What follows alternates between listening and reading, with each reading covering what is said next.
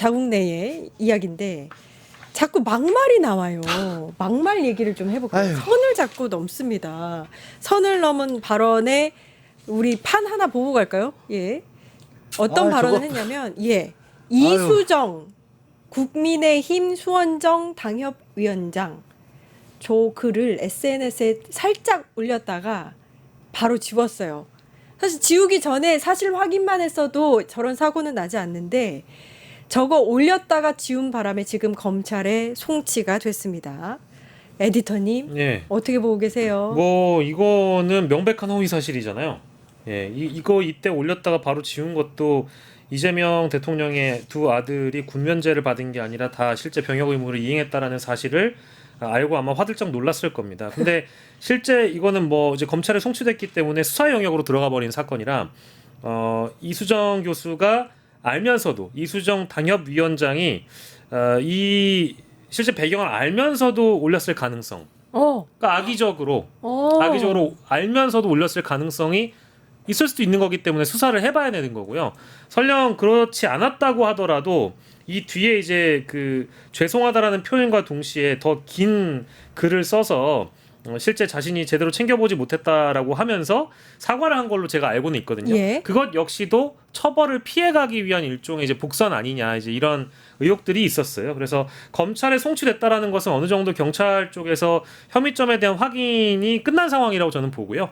이제 검찰에서 조사 결과를 봐야 될 텐데 뭐 허위 사실에 의한 명예훼손 혐의 또 게다가 선거 기간에 있었던 낙선 목적의 게시물이니까 이걸 실제 법리적으로 풀려면 어떻게 봐야 되는지 제가 알고 있는 가장 훌륭한 변호사 중에 한 분이 양재열 변호사께서 설명 주셨어요. 아니 안 그래도 궁금했어요. 이거를 허위 사실인지 모르고 올렸으면 죄가 안 되는 건지. 아니죠. 확인해야 될 의무가 있죠. 선거와 관련된 부분이고 본인도 정치인이지 않습니까? 당협위원장 지위를 가지고 있고. 이게 올린 게요. 5월 28일 대선 불과 일주일 앞둔 시점. 맞아요. 그러니까 매우 굉장히 중요한 시점이었어요. 시점이고 그리고 사실 저는 뭐 이 부분에 대한 법적인 설명을 굳이 하고 싶진 않아요.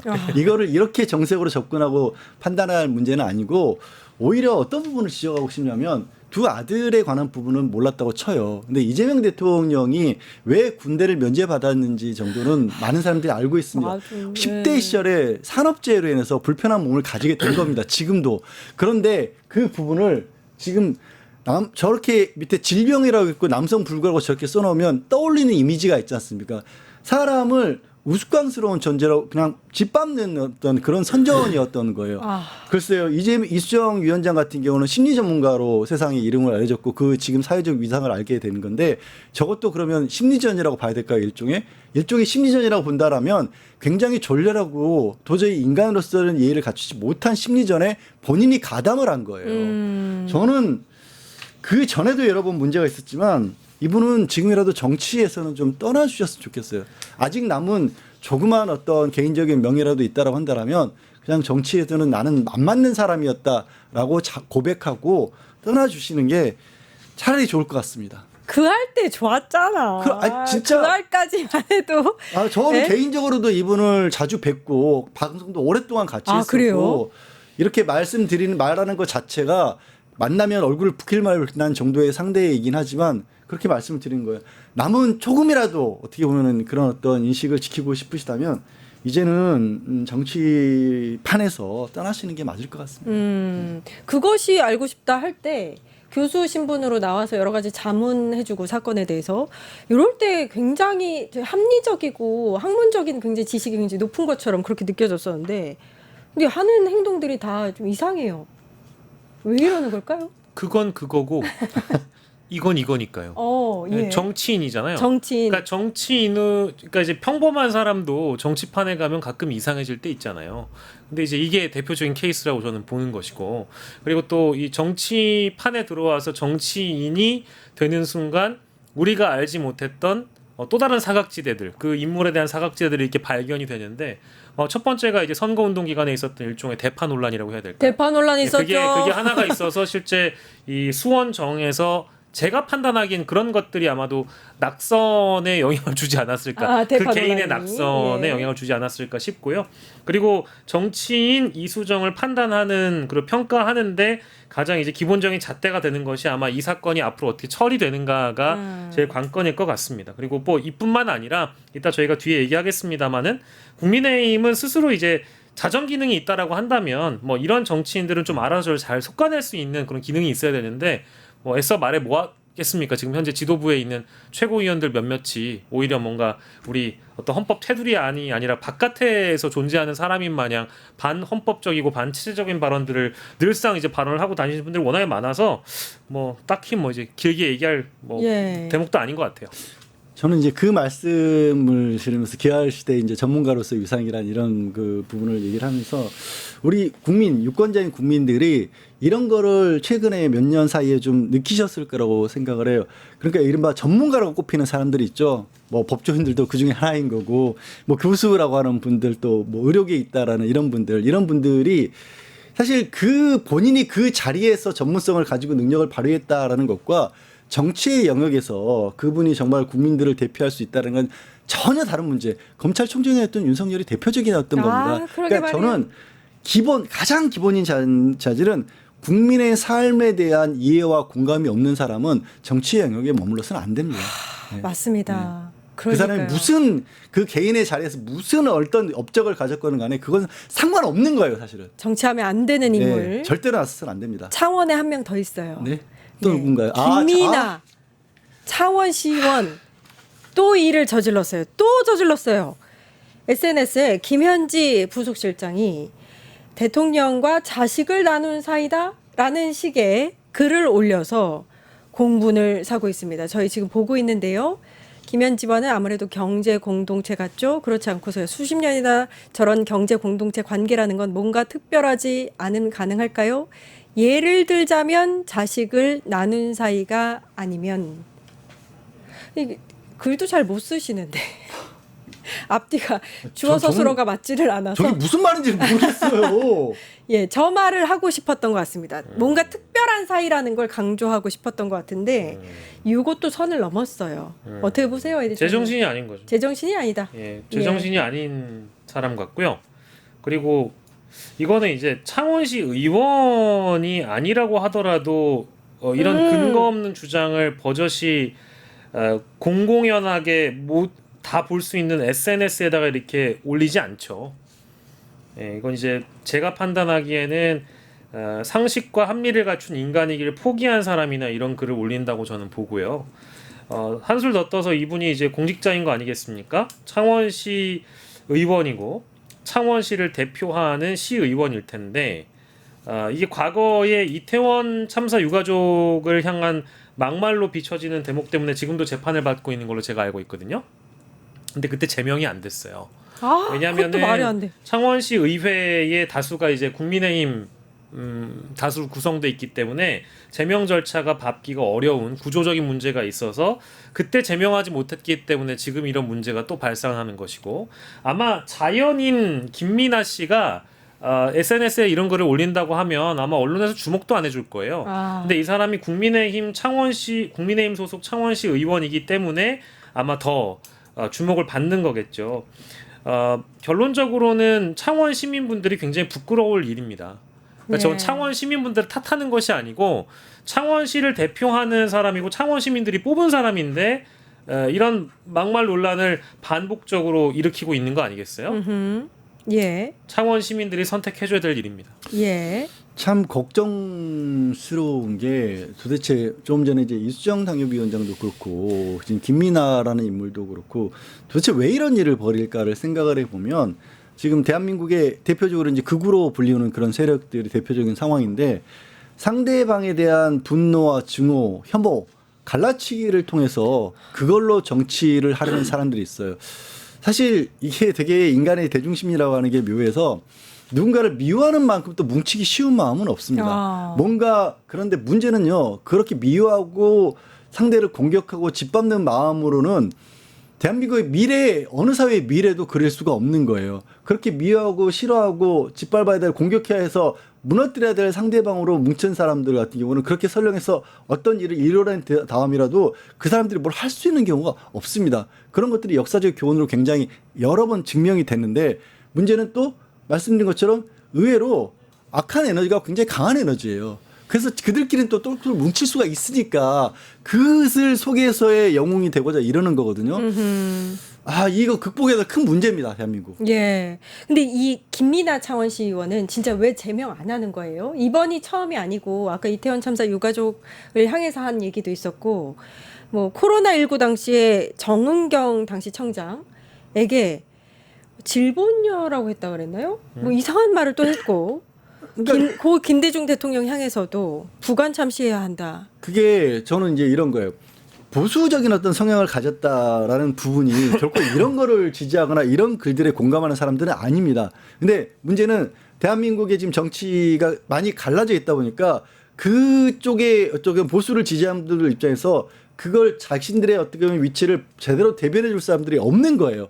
근데 그 사이에 극우와 보수가 혼재돼 있으면서 지금 현재 또 이 정보를 탓하는 그런 살로 가다 보니까 보수해야 될 사람들마저도 극우로 변하는 그런 현상인 거고 특히 이제 저 지역의 특성상 보수 쪽에 있는 분들이 뭐 시의원에 더 많으니까 예. 제명을 못한 건데 근데 이거는 저는 건전한 보수를 지향하는 분들이 오히려 나서서 극복해 줘야 돼요. 보수가 극우는 아니잖아요. 아니죠.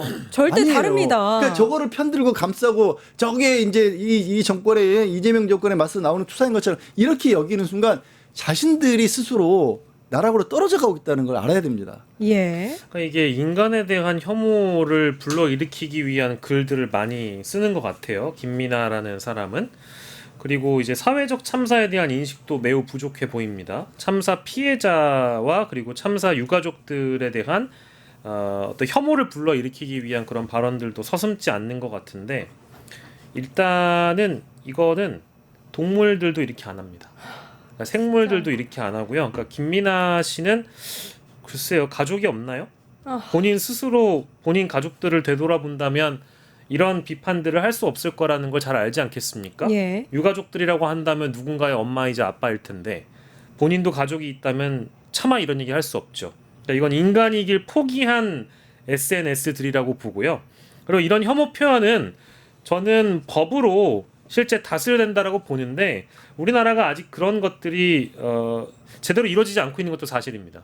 사회적으로 이 혐오성 발언이라고 지탄받을 만한 것들을 우리가 실제 처벌할 마음이 있는가? 뭐 어쨌든 이런 것들에 대해서는 좀 우리 공론의 장에서 많이 협의하고 합의를 해서 이 정도의 발언이면은 충분히 징역을 갈 수 있는 수준의 처벌이 가능하게끔 법안을 만들어야 된다는 생각이 들고요. 그 법을 만드는 국민의힘 국회의원들하고 국민의힘 중앙당이 이거를 바라보고 나서 아무 조치를 하지 않는다면 여기에 동조한다라는 생각을 하지 않을 수밖에 없죠. 그래서 이거는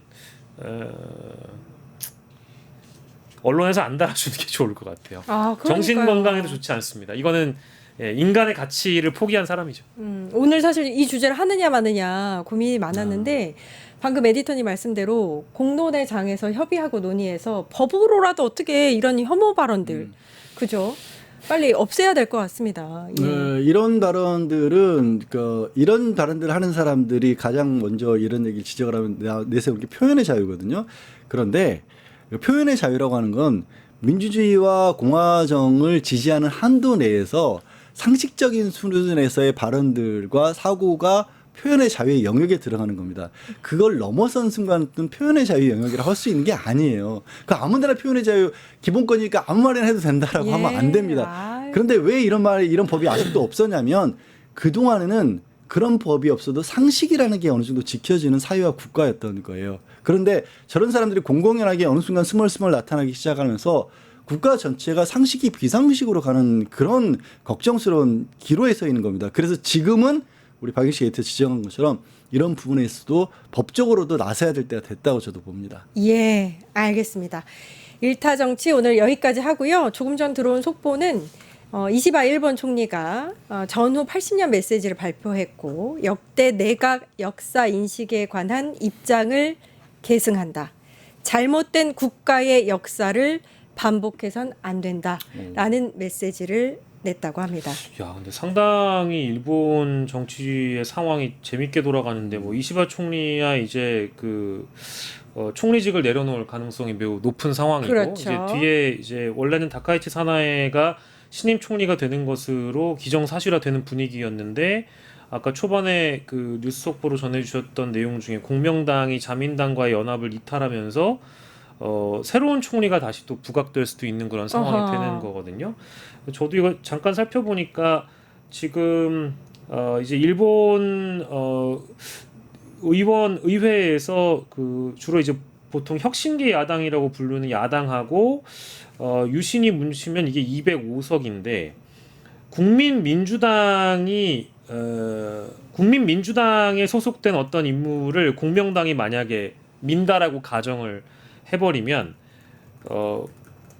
그쪽에서 이제 새로운 총리가 나올 수도 있는 지금 상황이 되는 그래요? 거거든요. 그러니까 이제 자민당에서 이탈하면서 자민당은 연합 내각 연합에서 그 뭐라 해야 돼? 그 정당 연합에서 숫자가 줄어들어서 총리 선출 권한을 넘겨주게 되는 겁니다. 음흠. 그래서 공명당이 옮겨가서 연합한 쪽에서 새로운 인물을 옹립할 가능성이 매우 높아지는 상황이 돼가지고 이건 사실은 일본 그러니까 어제까지만 하더라도 일본의 커뮤니티 유명한 이제 SNS를 중심으로 해서 공명당이 마음 바꿔먹으면 총리 바뀔 수도 있다라는 식으로 이제 설이 돌았었거든요. 예. 그게 이제 국내 정치 커뮤니티에서도 야 일본에 이런 얘기가 돌고 있어 라고 이야기만 나왔던 건데 이게 현실화될 줄은 전혀 몰랐습니다. 너무 당황스럽네요. 이렇게 되면은 보통은 국회를 소집해서 총리 지명 투표가 실시가 되는데 만약에 이제 과반이 넘지 않으면 자민당으로는 과반을 못 넘겨요. 그래서 예. 공명당이 필요했던 건데 다카이치 사나에 대해서 공명당이 사실상 비토를 놓은 격이 돼버려서 그렇죠. 네. 그렇게 되면 이제 어떻게 되는 건가요? 중의원이 다시 선거 그러니까 원래는 다시 이제 그들의 정치적 이해관계를 찾겠죠. 아하. 공명당이 그렇게 빠져나갔다고 한다면 다른 후보를 아마 자민당에서도 협상을 해서 다시 합치는 방법밖에 유일한 방법이에요. 현재 일본 그러니까 이게 의원 내각제다 보니까. 예. 그러니까 내각 총사퇴한 이후에 다시 총리를 뽑는 이제 과정인데 그 과정에서 이제 공명당의 이탈로 브레이크가 걸렸으니까 예. 의회 내부에서 다시 이제 이합집산을 통해서 또 다른 총리 후보가 등장할 가능성이 높아졌죠. 예. 그 정도로 다카이치 사나이가 일본 내부에서 비상식적이거나 비상식적인 네. 걸로 얘기가 되는 건지 잘 모르겠어요. 댓글에서 이시바 총리 계속 총리해라 이런 얘기가 너무 늦게까지 했네요. 죄송합니다. 1타 정치 여기까지 하고요. 박영식 시사이터 양지열 변호사님 고생해 주셨습니다. 감사합니다. 감사합니다. 예, 저는 내일 4시 50분에 다시 찾아뵙겠습니다. 함께해 주신 여러분 감사합니다. 유튜브 구독하고 실시간 채팅과 댓글을 남기시면 매일매일 7천 TTCO를 드립니다. 참여 방법은 통통물 어플을 다운로드하고 회원가입과 로그인을 해주세요. 마이페이지에서 나의 회원 고유 번호를 복사해주세요.